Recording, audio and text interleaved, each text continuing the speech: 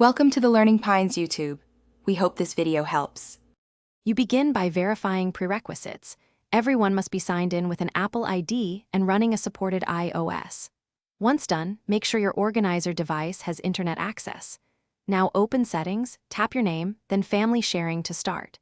You choose the organizer role. This account manages purchases and subscriptions, so pick the device you control. This first step launches the invite flow. Follow on-screen prompts to add members by Apple ID, phone number, or in person using Nearby. Once the invite flow starts, tap Add Member and enter their Apple ID or send an invite through Messages. You can also invite in person using Nearby. Next, choose which features to enable: purchase sharing, iCloud storage, location sharing, and screen time for kids.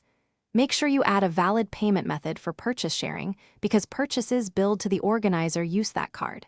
If adding a child, you can create an Apple ID for them and configure parental controls during setup.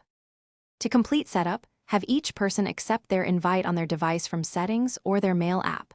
Once accepted, confirm shared subscriptions and iCloud storage allocations. Make sure location and other toggles match everyone's preferences.